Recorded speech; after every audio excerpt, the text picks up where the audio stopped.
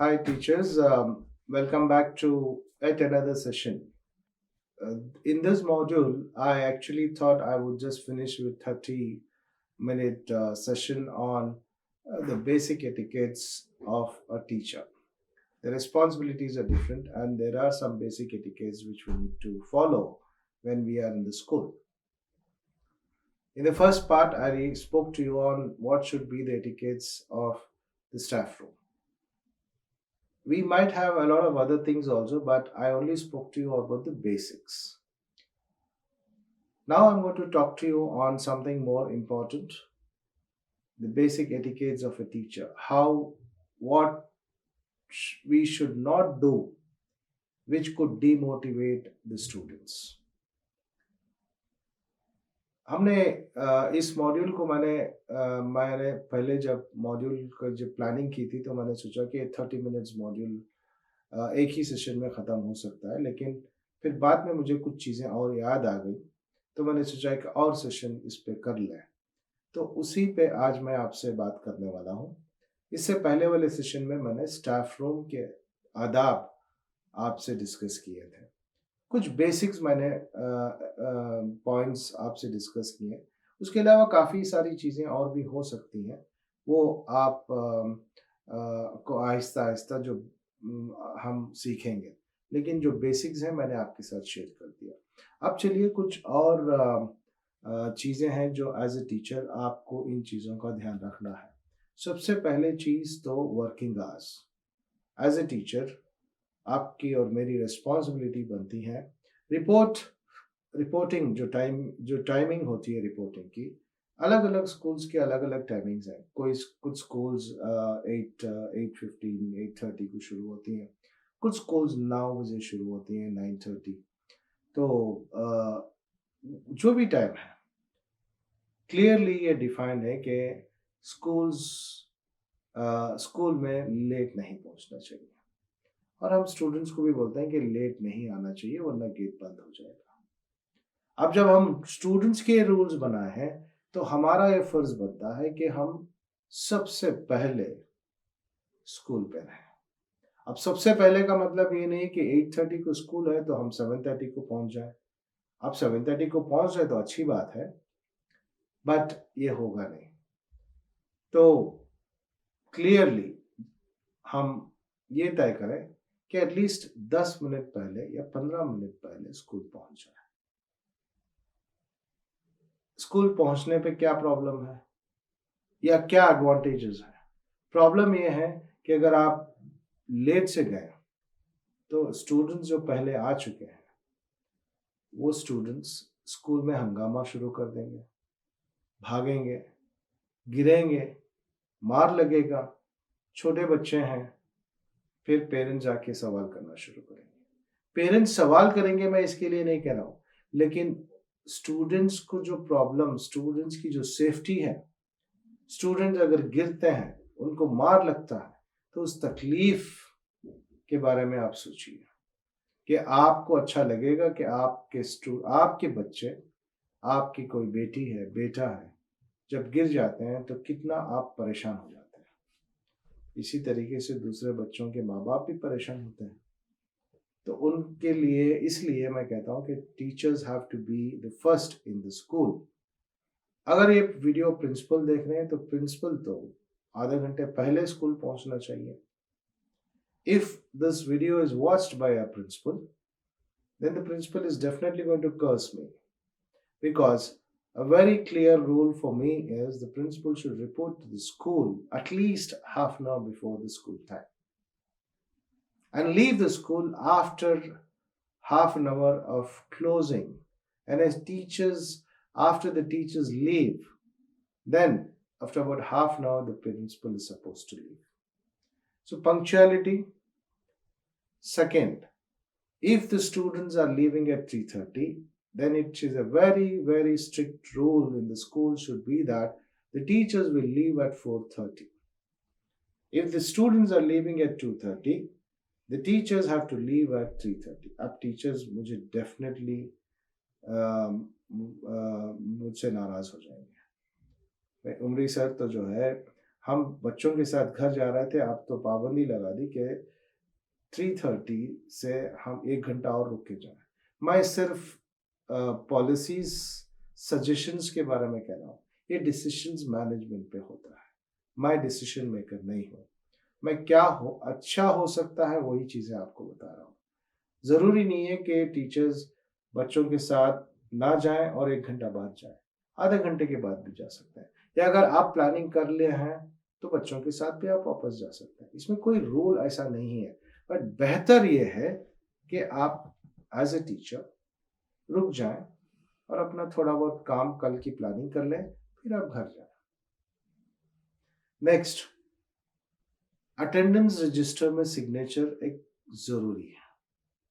अगर आपके पास electronic system है, टेक्नोलॉजी का इस्तेमाल हुआ है, तो ये ज़रूरी है कि आप सबसे पहले स्कूल में एंटर होते हैं, तो सबसे पहले आप रजिस्टर पे साइन करिए। वहाँ पे टाइम डालिए। रजिस्टर अगर मैनुअल है, तो सिग्नेचर के साथ टाइम डाला जाता है, तो टाइम डालिए। अक्सर मैंने देखा है टीचर आते हैं, असेंबली चलती रहती है, तो टीचर गेट में से आ जाते हैं और साइन करने के बाद वहीं टाइमिंग्स में जो है 8:30, आप 8:35 को पहुंचते हैं टीचर्स, लेकिन टाइम लिखते हैं 8:25। This is not fair. When you enter the school eight 8:35, you write 8:35. Do not write 8:25. Signature is very important. Working beyond school hours. School 3:30 बच्चे चले गए, 4:30 बच्चे टीचर्स चले गए। कभी मैंने देखा 2-3 टीचर्स बैठ के कमरे में प्लानिंग कर रहे हैं, काम कर रहे हैं, वो कर रहे हैं, ये कर रहे हैं। अब मुझे आप ये एक्सपेक्ट मत करिए कि उन्हीं से शाबाशी देंगे। If you are working beyond school hours, that means there's a lot of indiscipline in your system. क्योंकि जो वक्त आपके लिए स्कूल में रहने का मुकर्रर है, उसी वक्त उसके दरमियान में ही आप काम करेंगे। हाँ, एक आध बार कभी कभी फंक्शंस हैं तो सारे टीचर्स रुक जाते हैं, तैयारी करते हैं, वो अलग बात है। लेकिन ये रोजाना जो है 3:30 के बाद 1 घंटा 1.5 घंटा रुक के जो है काम कंप्लीट वो कर रहे हैं, ये कर रहे हैं, सब कुछ कर रहे हैं। अब ये एक्सपेक्ट करते हैं कि मैनेजमेंट देख के खुश हो जाएंगे कि टीचर तो बहुत मेहनत कर रहे हैं। हाँ, मेहनत बहुत कर रहे हैं आप, इसमें कोई दो राय नहीं है, लेकिन कंप्लीटली इनडिसिप्लिन है। एक और चीज आप भूल रहे हैं, 3:30 आप घर पहुंचेंगे, ये तय है, तो आपके घर में आपके घर वाले इंतजार कर रहे हैं। आपके अगर बच्चे हैं तो बच्चे इंतजार कर रहे हैं, अगर आपके पेरेंट्स हैं तो आपके पेरेंट्स इंतजार कर रहे हैं। ये उनका टाइम है, उनका टाइम उनको मिलना चाहिए। फिर ये हो सकता है कि फैमिली में गड़बड़ हो सकती है, बच्चों की देखभाल में प्रॉब्लम हो सकती है। इसलिए मैं कहता हूं कि 8:30 टू 3:30 अगर आपका टाइम है, 3:30 शार्प आप गेट से बाहर जा सकते हैं, चले जाना चाहिए। एक और चीज मैं यहाँ पे बताता चलूं कि जब आप, मैं तो अपने स्कूल में ये वेरी स्ट्रिक्ट रूल्स हैं कि कोई भी पेरेंट, आजकल व्हाट्सएप ग्रुप्स बनते हैं क्लासेस के, उसमें टीचर का नंबर होता है, तो टीचर को पेरेंट्स कॉल करते हैं। वेरी स्ट्रिक्टली पेरेंट्स को मैं ये कहता हूँ कि parents should not call the teachers after 4:30। Call करना है तो सुबह 9 बजे से 4:30 के दरमियान में कॉल करें, कुछ इश्यूज है तो, या फिर उस टीचर को स्कूल पे मिलने चले जाएं सैटरडे के दिन। टीचर्स का भी ये फर्ज बनता है कि 4:30 बजे के बाद कोई भी पेरेंट का नंबर अटेंड ना करे, क्योंकि आपका पर्सनल टाइम है। What I'm talking about is when a teacher leaves school at 3:30, it is the parents attending the parents' call after 4:30. At school where we all work, very clear instructions are being given to the parents. In the diary, I have put a note. Please do not call the teachers after 4:30. Or please do not call the teacher before 9 o'clock in the morning. This is your personal time, and please do give time to your family members. And when you come to the school, please give your full time to the school. School में आने के बाद घर का काम करते हैं. मैंने कुछ टीचर्स को देखा भी है, क्लासरूम में बैठते हैं तो स्वेटर बुनते रहते हैं, व्हाट्सएप पे इंस्ट्रक्शंस देते रहते हैं, रिश्तेदारों के साथ व्हाट्सएप पे चैटिंग करते रहते हैं, शादियों की प्लानिंग करते रहते हैं, फंक्शंस की प्लानिंग करते रहते हैं, उधर से ड्रेस का सैंपल आता है, ये ड्रेस देखते हैं, ये नहीं चाहिए, ये दूसरा कलर भेजो. All these happens in the school. I'm not blaming any teacher here, but there's a general part which I have noticed. Please do avoid this. And अगर कोई रास्ते में, if a teacher, अगर आप रास्ते में जा रहे हैं, कोई पेरेंट मिल गया आपको, सलाम कर रहे हैं टीचर, कोई भी पेरेंट सलाम का जवाब देके, अगर वो कोई अपने बच्चों के इश्यूज अगर डिस्कस करना शुरू करेंगे, तो वेरी पोलाइटली बहुत अदब से कहिए, सर प्लीज आप कल स्कूल आ जाइए, हम वहां डिस्कस करेंगे, अभी मैं डिस्कस नहीं करना चाहूंगी. मैं टीचर्स को ये भी कहूंगा कि अगर कोई मैनेजमेंट से आपको कॉल करके बोलेंगे मैम ये क्या था वो क्या था, सर मैं कल स्कूल आऊंगी तो जब आपसे डिस्कस करूंगी. मैं यहां तक कहता हूं कि आपको अगर स्कूल के बाद स्कूल से या कोई पेरेंट से फोन आता है तो आप बेधड़क कहते हैं कि सर कौन बात कर रहा है. यानी स्कूल से कंप्लीटली डिस्कनेक्ट हो जाना चाहिए. घर से जब आप निकलते हैं स्कूल के लिए, घर के लोगों को बोल के आ सकते हैं कि भाई मैं क्लास में रहूंगी, मुझे डिस्टर्ब मत करिए. अगर कोई इमरजेंसी है तो स्कूल के नंबर पे कॉल करके बोलिए कि इमरजेंसी है, मुझे इमीडिएटली बात करनी है. हो सकता है कि आप घर आ गए, आपके घर में कोई बुजुर्ग आदमी है, उनकी तबीयत खराब हो गई, या बच्चा है, बच्चे की तबीयत खराब हो गई, तो उस वक्त कॉल करेंगे तो स्कूल के नंबर पे कॉल करके बोले कि इमीडिएटली बात. उस वक्त आपकी लिबर्टी है कि आप उसको अटेंड कर सकते हैं.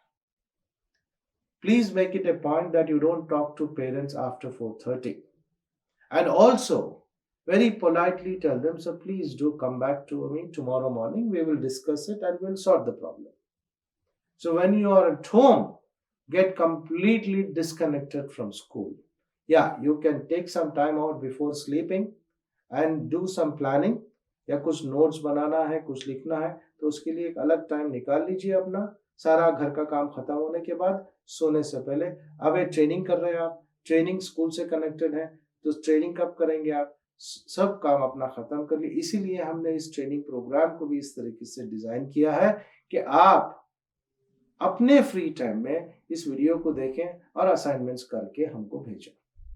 मैं ये नहीं कहूंगा कि भाई आपके स्कूल का काम रोक के इस ट्रेनिंग को अटेंड करें, आपका घर का काम रोक के इस ट्रेनिंग को अटेंड करें. कोई बीमार है तो उन बीमार को अटेंड करने के बजाय आप ये ट्रेनिंग प्रोग्राम में आ जाए.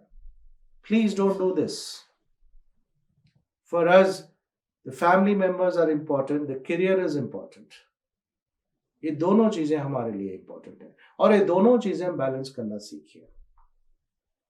देन करेक्शंस के बारे में मैं कुछ चीजें आपसे बताना चाहता हूं. स्टूडेंट्स के नोटबुक्स जब हम करेक्शन करते हैं तो सबसे पहला रूल, मुझे नहीं मालूम है कि स्कूल्स में अभी भी रेड पेन इस्तेमाल किया जाता है. अगर इस्तेमाल किया जा रहा है तो आज के बाद इमीडिएटली उस पेन को बदल दीजिए. I don't know if still teachers are using red pen. Please stop using red pen.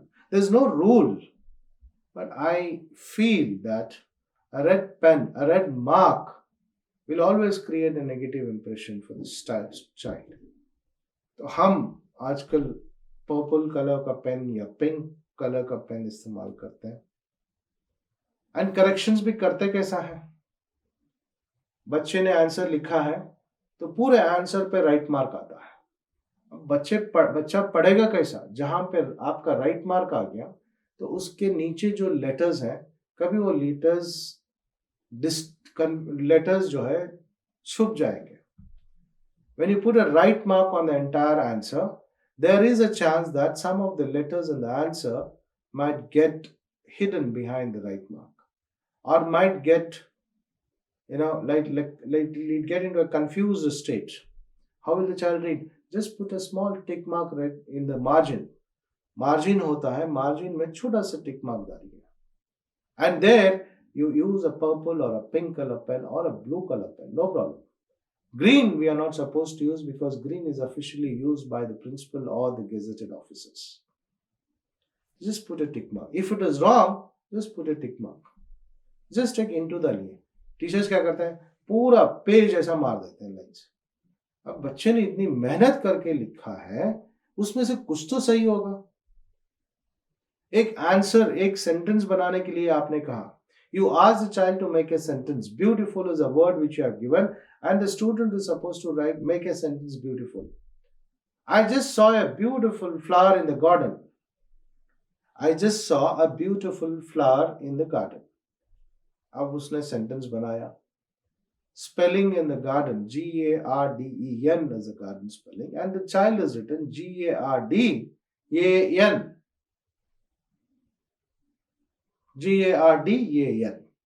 अब आप पूरा सेंटेंस मार दिया. फिर से लिख के लो. भाई वहां पे एक छोटा सा स्पेलिंग मिस्टेक है. ई के जगह उसने ये लिखा है, तो उसको सिर्फ हल्की सी अंडरलाइन करिए और बच्चे को बोलिए कि भाई इसमें कुछ गड़बड़ है.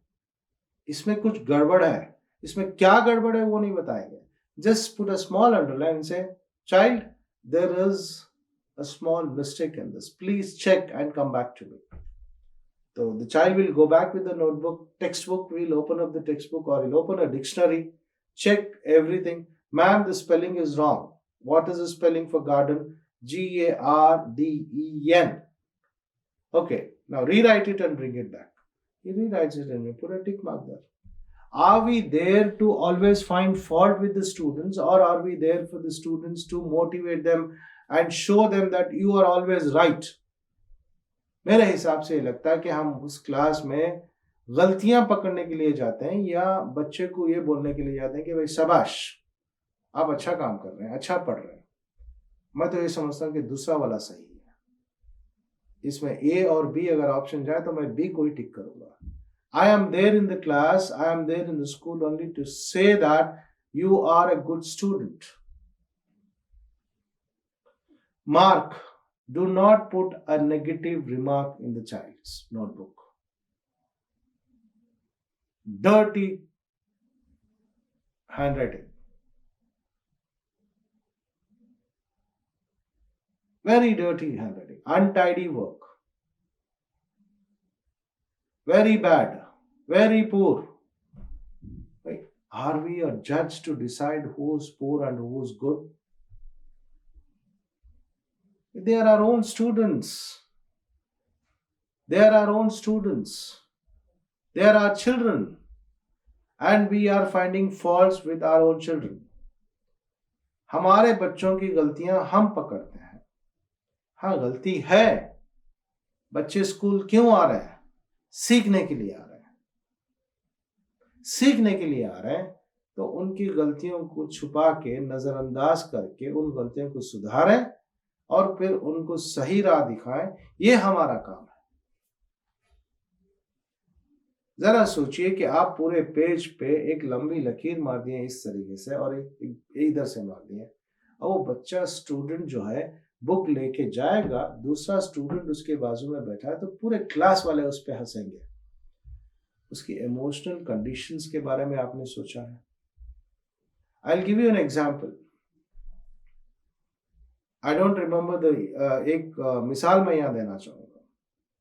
कुछ बच्चों ने, कुछ साल पहले यह हादसा हुआ था एक शहर में.